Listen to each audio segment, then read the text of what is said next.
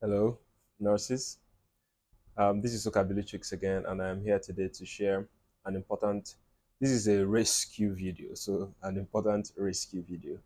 And this video is to share information on alternative ways of moving to the UK as nurses, especially if you're coming from a so-called red list country. For example, Nigeria. Why am I sharing this, or why is this important? This is very important. This video is very important because for a very long time now, way over a year, the UK has stopped active employment from red list countries.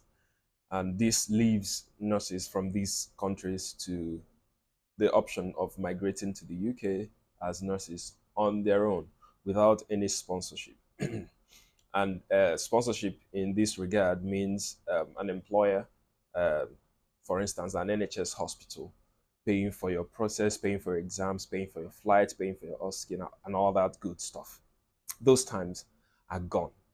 Um, those things are not happening at the moment. So it leaves you with the option of doing these whole things um, on your own. Okay?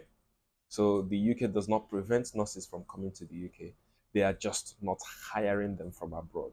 Okay? Get that. So now, I don't intend to spend a lot of time on this video, bombarding you with information, prolonging the video unnecessarily. So I'm just going to jump right into it. Okay? You can grab your pen and your paper and jot things down. Okay, so the first thing you would want to do is to make sure that you've completed your process in your home country. You've done your IELTS, you've done your CBT exam, and you've passed your CBT exam. You have a decision letter from the NMC UK. Okay, when you get to that point, the next thing you would want to do is to um, look for the OSCI centers in the UK. There are about four or five OSCI centers in the UK. The from test outcomes, the most difficult center is Oxford Brookes. Um, Interestingly, that's where I did mine. uh, and I passed, first time. But that's not everyone's case. Okay, from statistics, it has the highest fail rate. The center that has the highest pass rate is Ulster. I don't know why. I don't care to know why. Make your decisions from these statistics. So Ulster University has the highest pass rate. Oxford Brookes has that's the most difficult place to do your OSCE, basically. Um, I don't know why. I don't care to know why, but you need that information to make your decision on where to write. Okay, let's continue. The cost of OSCE is, I think, 794, 798 pounds thereabout. Just round it off at 800 pounds. Okay, in your budget. That's one. The next thing you would need to do is to um, apply for a UK standard tourist visa. Pay attention, guys. UK standard tourist visa. In your application, mention clearly why you are coming to the UK. You are not a tourist, but that's the visa category that allows you to come for your OSCE test. So you book your OSCE exam, give at least 3 months windows to allow you time to obtain your visa. Okay, so apply for the UK standard visa. Um, Include proof of your in the documents you are going to submit or you show up at your interview. Include your the proof of your OSCE exam. Okay, proof that you've booked your OSCE exam. Um, you don't need to book flights. Okay, so you don't need to book a flight. You probably wouldn't have figured all those details out. So a flight ticket is unnecessary. Doesn't determine anything in your visa interview. Okay, so have your proof that you've booked that OSCE exam. All right. Um, Speak to a friend, please. Pay attention to this. Speak to a friend, someone you know in person, not a random person, not me. Someone you know in person in the UK. Whether the person is a nurse or not does not matter. But someone who lives legally in the UK who is willing to accommodate you. Okay. So I'm trying to make this process also very affordable as possible for you. So contact someone in the UK who you know in person, someone you have a relationship with, not a random person that you consider as a kind person and you want to bother. Don't bother a random person. So contact someone you know. I'm repeating, someone you know in person. There are reasons why I'm mentioning this, because you are better off someone whom you know in person doing this for you, not a random person. Of course, a random person will not be careless to do it for you either. Anyway, um, so this person, we we provide his or her uh, pay slips for maybe I think 3 to 6 months. Show provide a bank statement, just showing capacity to support you while you're in the UK. Also, do not um, do not state that you're staying in the UK for a long time for 2 weeks. No, that's unnecessary. Maximum of 1 week. You should do your exam and get out. Okay. Um. So, um, at least have that on paper. Okay. So you, the person provides you with all those details and a letter of sponsorship. In that letter, they are stating they are going to support you. They're going to be very specific with accommodation and feeding, whether they are actually going to do that or not. But they have to promise that um, for your application to make sense. You can have your personal money and take care of all those things when you come, because of course you don't want to bother someone. But it's better if they offer to do that for you.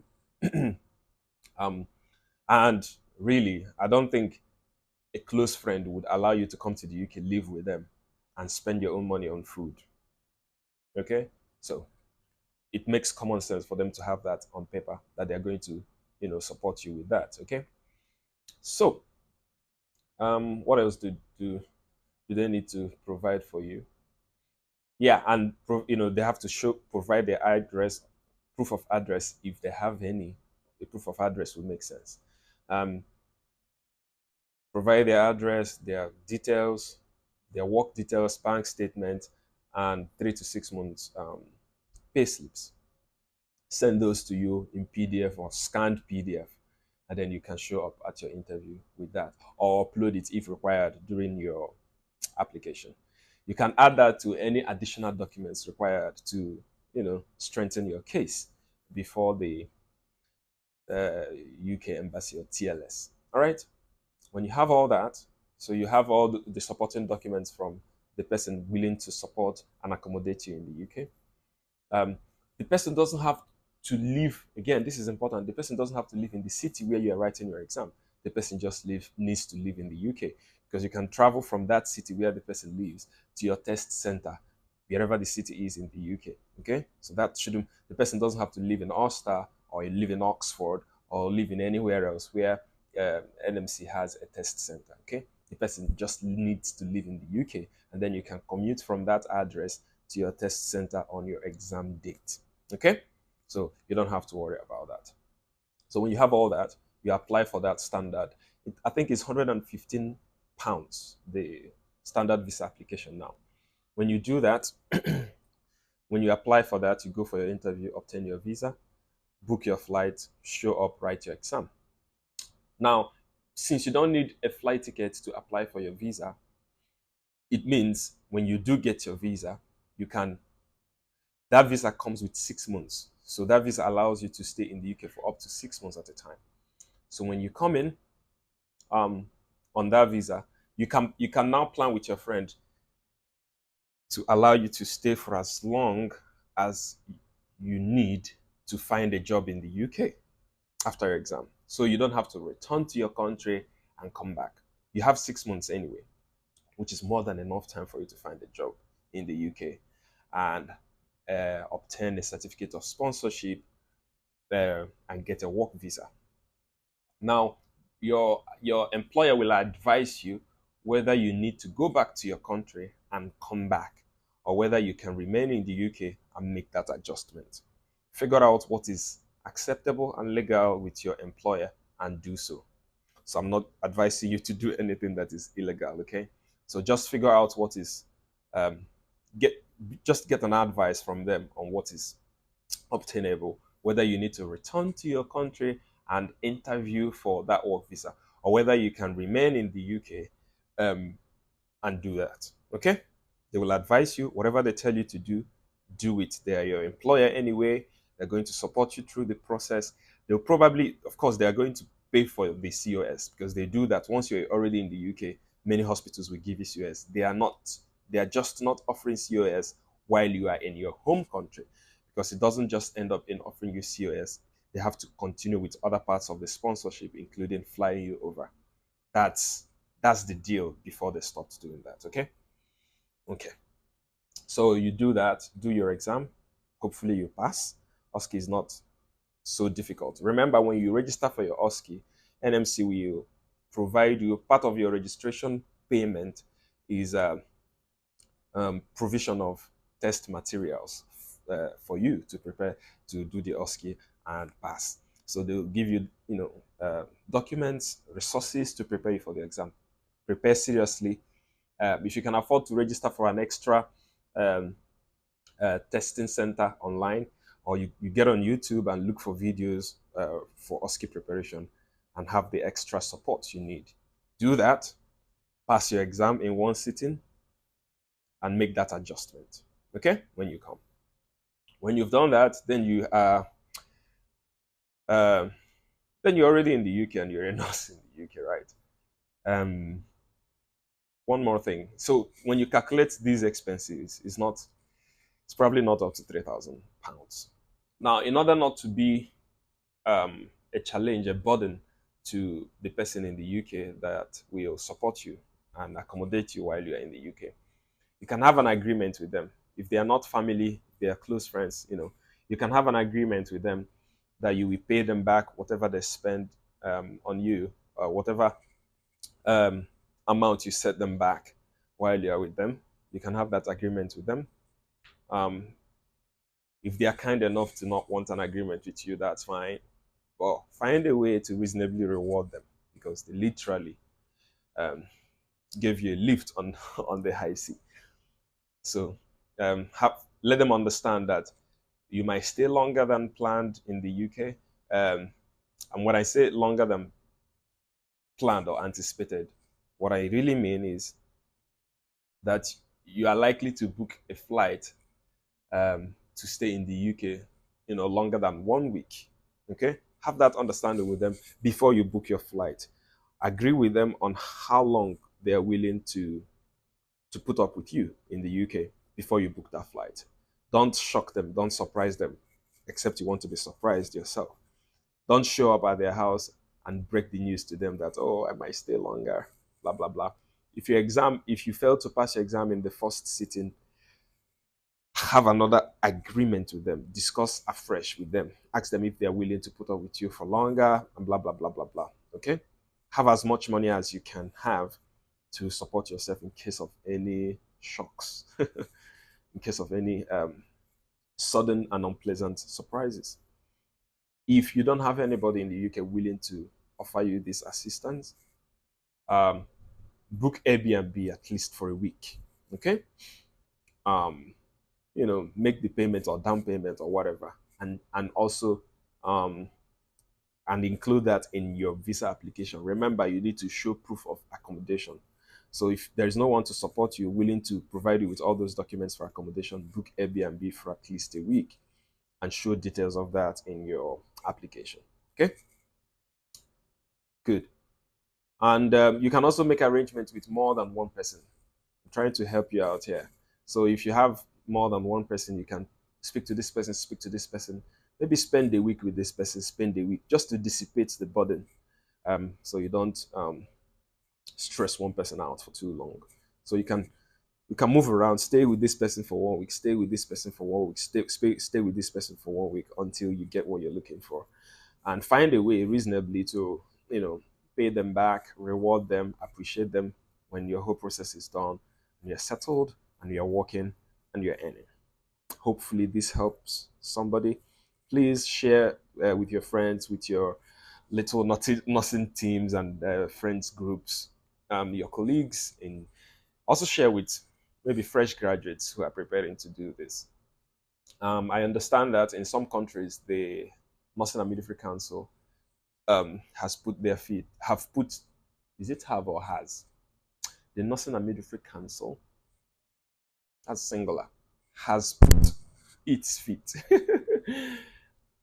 Feet needs to be singular again. Has put its, well, whether it is 1 foot or two, has put its foot. Okay? Right or left. Never mind. Has put its foot on their verification process. Um, the Bible says, weeping endureth for the night, but joy comes in the morning. That impediment is not going to last forever. They're going to adjust at some point. Also, depending on the amount of pressure you mount on them to give you back the freedom to make your choices as professionals, graduates, and informed individuals. So do that, put pressure on them, get your freedom back, do your verification, and move on. It has to come down to your choice to decide whether you want to practice in your home country or elsewhere. You have people back home you need to support. You have families that have invested so much in your career and your education. The sooner you start paying back, the better for you. If that means leaving sooner than later, that's fine. Um, you can also become even more useful to your home country. You'll be able to contribute more, support, do charity, support your government. However, you can be a good advocate of your country in a foreign land. Look out for opportunities for people back home, investment opportunities, new things to suggest to your government, local, state, or federal, depending on how you look at it. So, yeah, when you do all that, I think you'll stand a good chance. It's expensive. Um, Still, it is the cheapest route for you. It's expensive, but it's better than not coming at all. So I wish you all the best, nurses, my guys, and my babes. And I pray that you will get all the support you need, all the funds you need. Um, and I pray that God's grace will be abundant for you in your preparation process, help you prepare, help you do this once and for all and pass. Wish you all the best in your job applications. Write a good CV, write a good personal statement, blow your trumpet, and blow it loud and hard, and get that job. All right, all the best. See you in the next video.